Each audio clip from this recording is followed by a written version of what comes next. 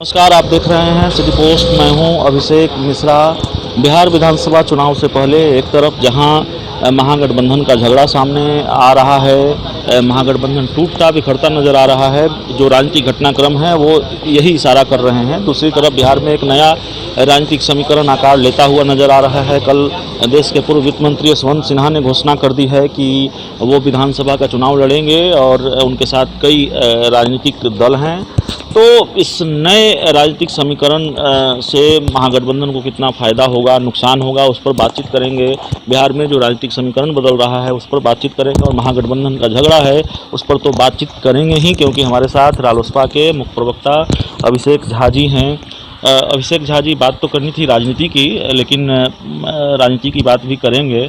सुशांत सिंह राजपूत के परिजनों से आपने भी मुलाकात की है, रालोसपा अध्यक्ष उपेंद्र कुशवाहा जी ने भी मुलाकात की है। पहले बात की शुरुआत वहीं से करते हैं, क्या बात हुई?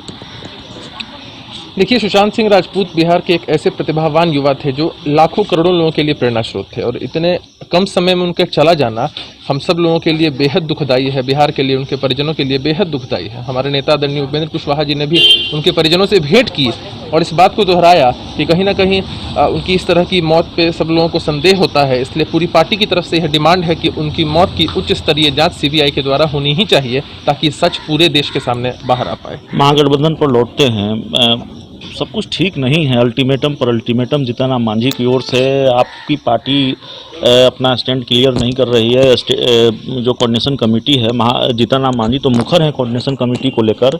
आपकी पार्टी की ओर से कुछ कहा नहीं गया है। कम से कम क्या अपेक्षा है, कब तक कोऑर्डिनेशन कमेटी बन जानी चाहिए?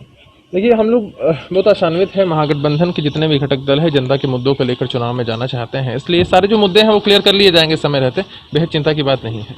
नहीं, दावा तो है कि बेहद चिंता की बात नहीं है। दावा तो यह भी रहा है कि महागठबंधन एकजुट है, लेकिन जो घटनाक्रम है वो दावे से बिल्कुल अलग है। कई अल्टीमेटम दे चुके हैं और खुलकर जीतन राम मांझी ये कह चुके हैं कि तेजस्वी यादव और आरजेडी की जो कार्यशैली है वो ठीक नहीं है, सम्मान नहीं मिल रहा है, और अपना दर्द वो बयां कर चुके हैं। जबकि तेजस्वी यादव भी खुलकर कह चुके हैं कि अगर जीतन राम मांझी को कहीं जाना है तो वो जा सकते हैं, ज़बरदस्ती किसी ने किसी को नहीं रखा है। और दूसरी तरफ यह भी कहा गया है तेजस्वी यादव की ओर से कि अगर महागठबंधन के सहयोगियों को अगर कोई बातचीत करनी है तो ये सिर्फ जीतन राम मांझी के लिए नहीं कहा गया, महागठबंधन के तमाम सहयोगियों के लिए कहा गया कि वो जगदानंद सिंह से बात करेंगे।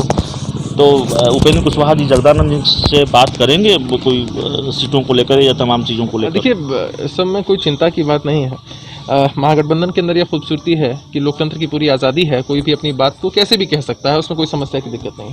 और दूसरी बात कि हमें ऐसा लगता है कि समय रहते ये सारी चीज़ें दूर हो जाएंगी। अब मांझी जी और तेजस्वी यादव जी के बीच की बातों का हम कैसे सफाई दे सकते हैं या क्या उनकी मंशा है वो कैसे बता सकते हैं, लेकिन हमारा ऐसा मानना है, हमारी पार्टी की मानना है। नहीं, अभिषेक झा जी, बात मांझी और तेजस्वी यादव के बीच की नहीं है, बात महागठबंधन की है। महागठबंधन उस समय बिखरता नजर आ रहा है, उस दौर में बिखरता नजर आ रहा है जब कोरोना संकट के दौरान भी विधानसभा के चुनाव तय समय पर होने की पूरी उम्मीद है, और इसी लिहाज से हर राजनीतिक दल अपनी तैयारी में जुटा हुआ है। और उस वक्त में जब मुकाबला एनडीए से है, चुनाव सर पर है, उस समय बिखराव नजर आ रहा है और कुछ भी क्लियर नज़र नहीं आ रहा। जीतन राम मांझी खुलकर कोऑर्डिनेशन कमेटी बनाने की मांग कर रहे हैं, आपकी पार्टी की ओर से चीज़ें स्पष्ट नहीं हो पा रही है। आप किसके साथ खड़े हैं? देखिए, हम सबके साथ खड़े हैं और पूरा महागठबंधन हमारे हिसाब से एकजुट है।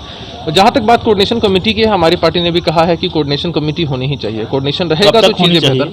अब इसका कोई टेंटेटिव डेट तो नहीं है, लेकिन हमें ऐसा लगता है कि जल्द ही ये सारी बातें ठीक हो जाएंगी। अभी कांग्रेस आखिरी सवाल है हमारा। सवाल ये है कि कल यशवंत सिन्हा की एंट्री हो गई है।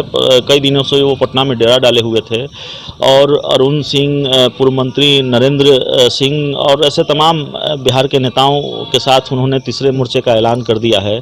तो बिहार में अब एक नया राजनीतिक समीकरण आकार लेता नज़र आ रहा है। इसको किस तरीके से देखते हैं और कैसे देखते हैं इस चीज़ को?